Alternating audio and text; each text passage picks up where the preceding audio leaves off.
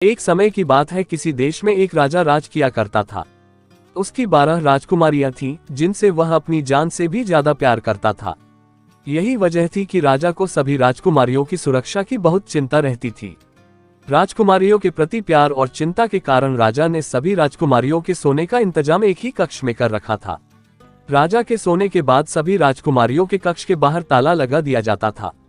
इसके बावजूद हर रात राजकुमारियां नए जूते पहनकर सोती थीं और अगली सुबह उनके जूते घिसे और फटे मिलते थे।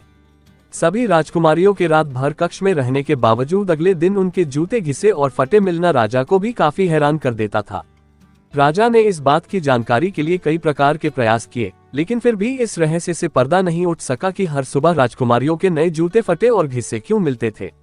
एक बात की सच्चाई पता लगाने के लिए एक दिन राजा ने घोषणा करवा दी कि जो भी राजकुमारियों के इस रहस्य के बारे में जानकारी देगा, उसका विवाह राजा उस व्यक्ति की पसंद की अपनी किसी भी एक बेटी के साथ करवा देगा। विवाह के साथ ही उस व्यक्ति को भविष्य में राज्य का राजा भी बनाया जाएगा। इस प्रकार की घोषणा सुनकर कई राजकुमारों ने प्रयास किया, लेकिन सभी असफल रहे। एक दिन उस राज्य से एक बहुत छोटे देश का राजकुमार गुजर रहा था, जो किसी राजा के हाथों अपना राज्य गंवा चुका था। वो एक नदी के किनारे पहुंचकर जैसे ही अपने थैले से बचा हुआ खाना निकालकर खाने लगा, वैसे ही वहां पर एक बुढ़िया आ गई और राजकुमार से खाना मांगने लगी। राजकुमार ने बिना कुछ सोचे अपना भोजन उस बुढ़िया को दे दिया। बुढ़िया ने खाना खाकर उसे उस राज्य की घोषणा के बारे में बताया और जाते जाते उसे एक जादुई चोंगा दे गई।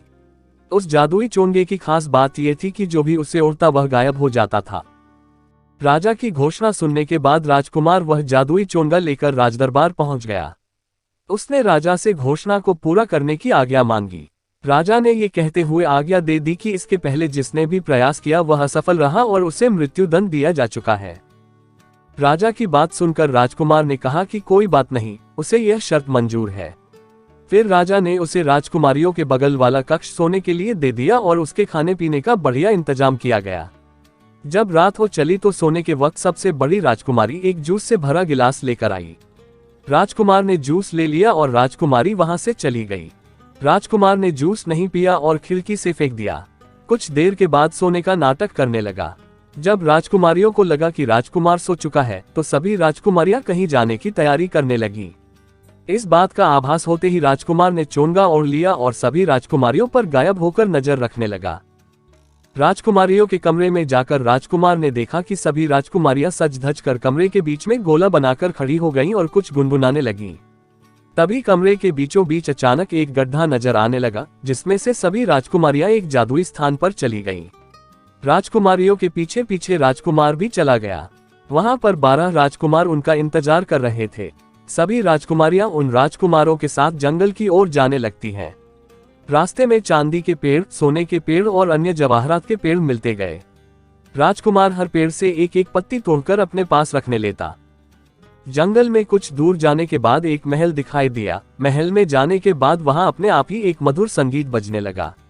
उस मधुर संगीत की धुन पर सभी राजकुमारियां राजकुमारों के साथ नाचने लगी। उस धुन पर वह राजकुमार भी झूमने लगा।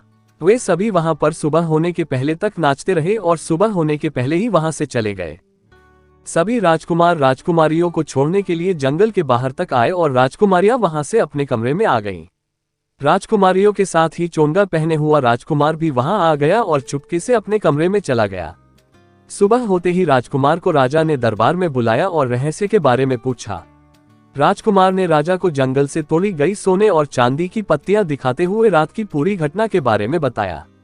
जब राजा ने राजकुमारियों से इस बारे में पूछा तो सभी राजकुमारियों ने हामी भरते हुए सिर हिलाया। इस बात को सुनकर राजा ने राजकुमार की शादी उसकी पसंद की सबसे छोटी राजकुमारी के साथ करवा दी और उसे उस राज्य का राजा बना दिया। नया राजा अपनी रानी के साथ सुखपूर्वक रहने लगा।